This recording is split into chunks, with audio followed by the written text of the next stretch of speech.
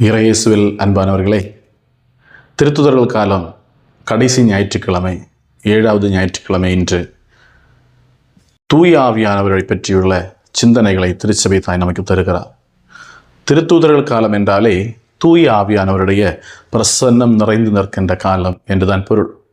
ஏனெனில் இயேசு கிறிஸ்துவுக்கு பின்னர் இன்று உலகை வழிநடத்தக்கூடியது, அதாவது விண்ணகத்தை நோக்கிய மனித வாழ்க்கையினுடைய பயணத்தில் வழிகாட்டியாக துணையாக இருப்பது யார் என்று கேட்டால் தூய ஆவியானவர் தான்.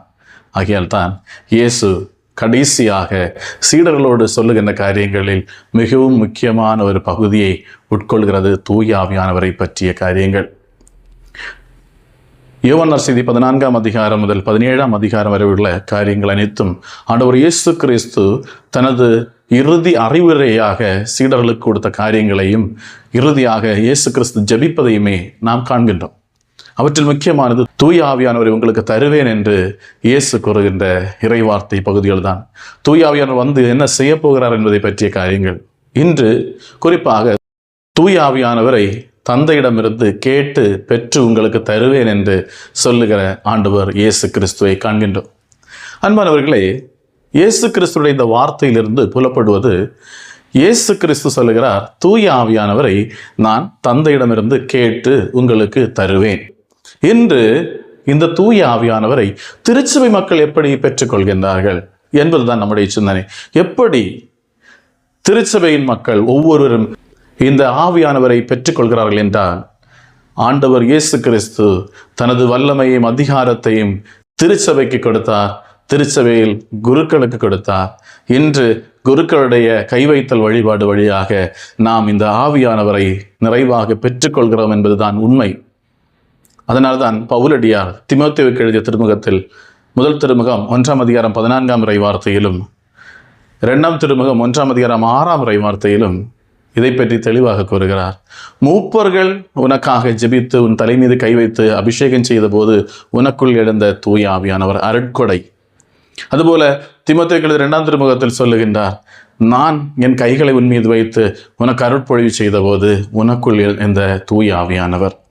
அன்பானவர்களே, தூய ஆவியானவர் இன்று நாம் ஒவ்வொருவரும் பெற்றுக்கொள்கின்றது இந்த கைவைப்பு வழியாக.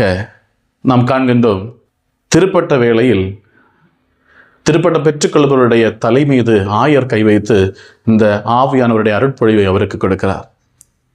மேலும் நாம் ஆரம்ப அருள் அடையாளங்களை பெற்றுக்கொள்கிற போது நாம் காண்கின்றோம், குழந்தையின் தலை மீது குருவானவர் கரங்களை வைத்து எண்ணெய் பூசி அபிஷேகம் செய்து ஆவியானவரை தருகிறார். இப்போது அன்பானவர்களே, ஆவியானவர் இன்று நமக்கு கிடைப்பது எவ்வாறு என்று கேட்டால் ஒவ்வொரு கைவைப்பு வாயிலாக.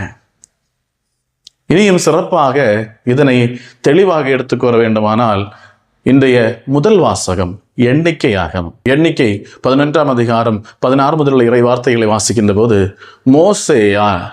மோசேயிடம் ஆண்டவர் கூறுகின்ற காரியம், நீ மக்களுள் உனக்கு பழக்கமானவர்கள், தெரிந்தவர்கள், நல்லவர்கள் என்று நினைக்கின்ற 70 பேரை தேர்ந்தெடுத்து என்னிடம் கொண்டு வா.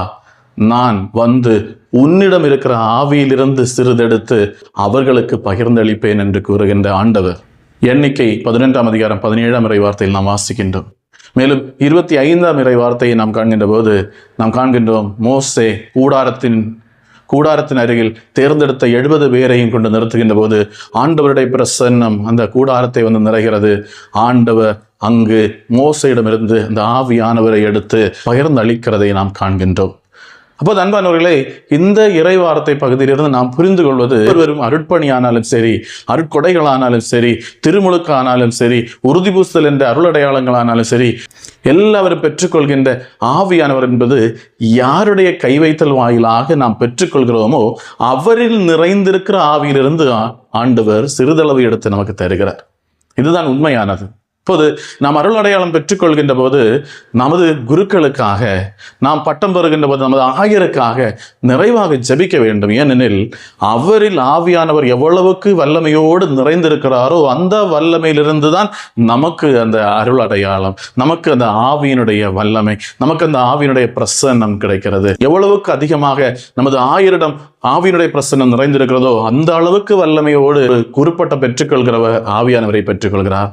எந்த அளவுக்கு ஒரு குருவானவரில் ஆவியானவருடைய வல்லமை நிறைந்திருக்கிறதோ அந்த அளவுக்கு வல்லமை அவரிடமிருந்து இந்த அருளடையாளங்கள், ஆரம்ப அருளடையாளங்களாகின்ற திருமுழுக்கானாலும் உறுதி புஸ்தானாலும் பெற்றுக்கொள்கின்ற நபர்களுக்கு கிடைக்கிறது.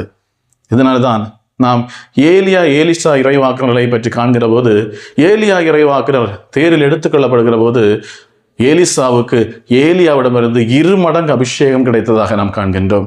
அந்த ஒரு ஆர்வம், அந்த ஒரு தேடல், அந்த ஒரு தேவை நமக்கு இருக்கிறது என்றால், நாம் தேடுகிறோம் என்றால் நாம் அதை நிறைவாக பெற்றுக்கொள்வோம். ஆகிய அன்பானவர்களே, முதலில் நாம் புரிந்து கொள்ள வேண்டியது, ஆவியானவர் நமக்கு கிடைப்பது நமது குருக்கள், நமது ஆயர், இவருடைய கை வைத்தல் வழியாக. ஆகையால் அவர்கள் இல்லாமல் இன்று ஆவியானவருடைய பிரசன்னம் இல்லை. நாம் வெளியிடங்களில் பார்க்கிறோம், பல இடங்களில் அங்கு ஆவியானவர் செயல்பாடு உண்டு, இங்கு வல்லமை நடக்கிறது என்று காண்கிற போது அந்த வல்லமைகள் ஒன்றுமே ஆவியானவரால் அல்ல நடப்பது, மாறாக தீய ஆவியினால் என்று நிச்சயமாக சொல்ல முடியும். ஏனெனில் அங்கு கைவைப்பு என்பது இல்லை. இயேசு கிறிஸ்துடைய கைவைத்தல் மூலமாக திருத்துதர்கள் பெற்றுக்கொண்ட வல்லமை, திருத்துதருடைய கைவைப்பு மூலமாக இந்த திருச்சபையில் நிறைந்திருக்கிற வல்லமை, அந்த வல்லமையானது ஒன்றே ஒன்று மட்டும்தான், உண்மையாக கடவுளுடைய ஆவியானவருடைய பிரசன்னம். திருச்சபைக்கு வெளியே ஆவியானவருடைய பிரசன்னம் உண்டு என்று சொல்லுவது ஏற்றுக்கொள்ள முடியாத ஒன்று, அது உண்மையும் அல்ல. அன்பானவர்களே, திருச்சபையில் தான் ஆவியானவர் இன்று செயல்பட்டு கொண்டிருக்கிறார்.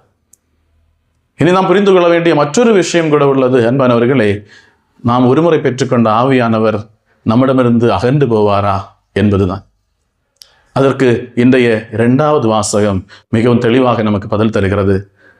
சாமுவேல் இறைவாக்குனர் முதல் நூல் 16ஆம் அதிகாரத்தில் நாம் காண்கின்றோம். 14 முதல் 23 வரை இறை வார்த்தைகளில் சவுல் கடவுளுடைய ஆவியானவரால் நிரம்ப பெற்று கடவுளுடைய மக்களுக்கு அரசராக பணிவிடை செய்ய கடவுளால் தேர்ந்தெடுக்கப்பட்ட நபர், கடவுளுடைய ஆவி நீங்க பெற்று தீய ஆவியினால் ஆட்கொள்ளப்படுகிறதை நாம் இன்று கண்டோம். அன்பானவர்களே,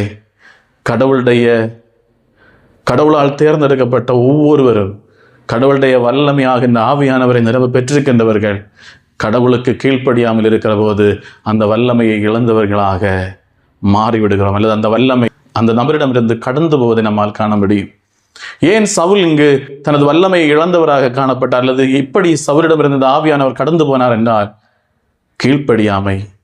அவருக்கு அருட்பொழிவு கொடுத்த சாமுவேல் இறைவாக்குனருக்கு செவி கொடுக்காததுதான் சவுல் செய்த மிகப்பெரிய தவறு. இன்று குருக்களுடைய கைவைத்தல் வாயிலாக அருட்பொழிவு பெற்றுக்கொண்ட இறைமக்களாகின்ற நாம் ஒவ்வொருவரும் அன்பானவர்களே, குருக்களை மதியாமல் போகிற போது, குருக்களை கீழ்ப்படியாமல் போகிற போது, அவர்களை தரைக்குறைவாக பேசுகிற போது, அவர்களை அவமதிக்கிற போது, ஆயருக்கு எதிராக முணுமுணுக்கிற போது நாம் இதே தவறை செய்கிறோம், சவுலை போல தவறு செய்கிறோம்.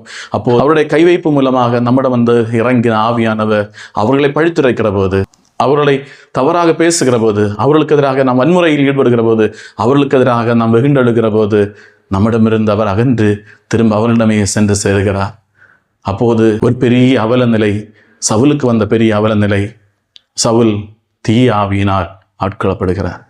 அன்பானவர்களே, நமது வாழ்க்கை திருச்சபையோடு இணைந்தது, குருக்களோடு இணைந்தது, ஆயர்களோடு இணைந்தது. அந்த கூட்டமைப்பிலிருந்து பிரிந்து போகாமல் இருப்போம்.